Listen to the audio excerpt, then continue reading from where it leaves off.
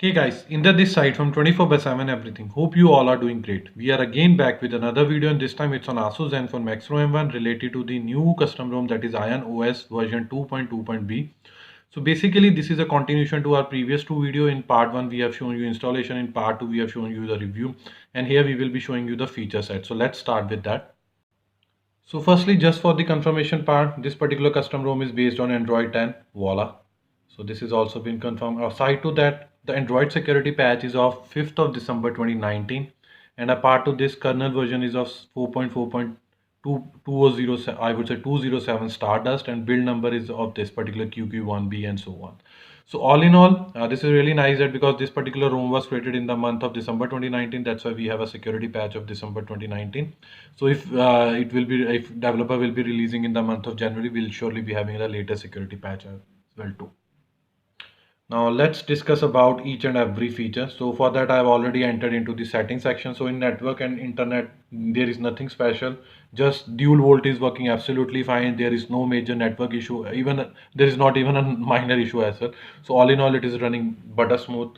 And aside to that, connected devices, Bluetooth is working absolutely fine. I've already tried file transfer, Bluetooth audio and so on. A part of the screencasting is absolutely working fine. Now this is the new that is ionizer. This itself is having a lot of settings. So for this we will be creating a separate part, or I would say part 4. We will be where we'll be showing each and every bit. So stay tuned till then. Apart to this, there is nothing major in apps. So in battery there is one option. So that I really like, nice. So for that you just have to enter in battery and afterward advanced. Here you can set the battery charge warning. Just tap on it and afterward just select it, and by default select the ringtone.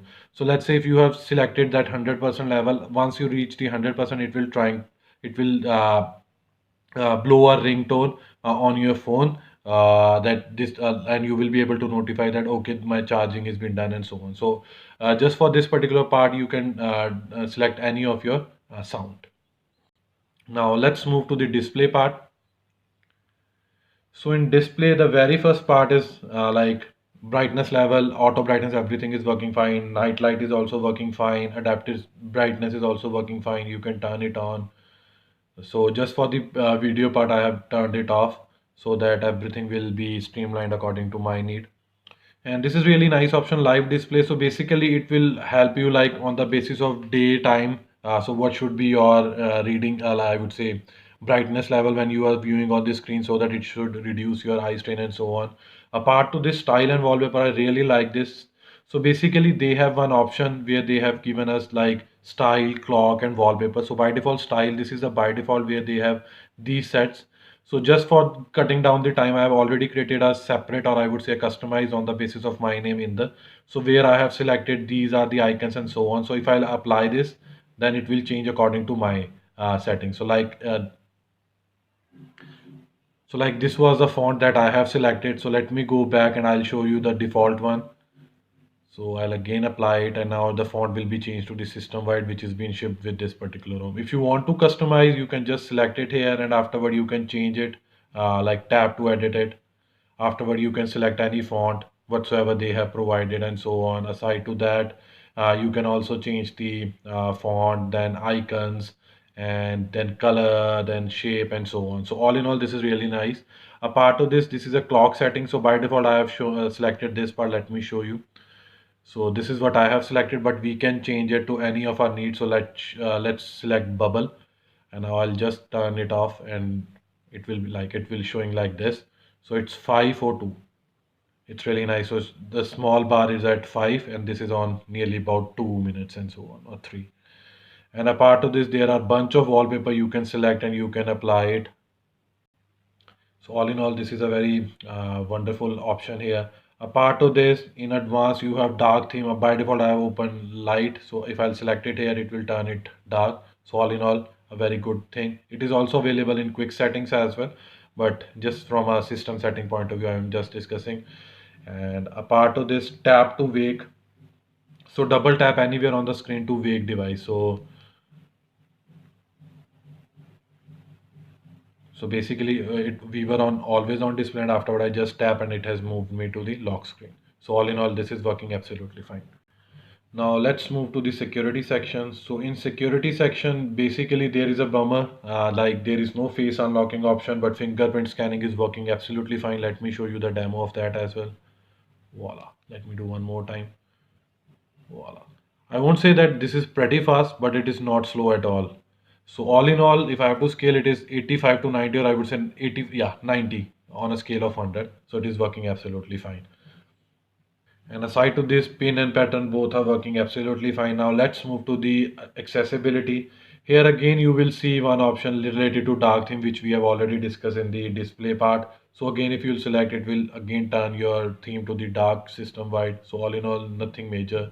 Apart to this, remove animation. So if you turn it all and now you will go back, it hasn't shown us any animation. But whereas if I'll turn it off and I'll go, you will see slight uh, rendering in terms of animation.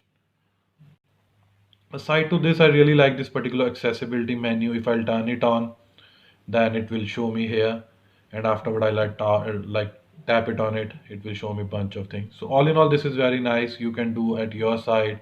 There are settings. Do you want to show large button now? If very large button. So all in all, according to your uses or your liking, you can do it. I'm just going to turn it off. So this is a service, that's why we have to start and stop it. Although this particular accessibility option is available since Pi, but I thought it will be very helpful to discuss here.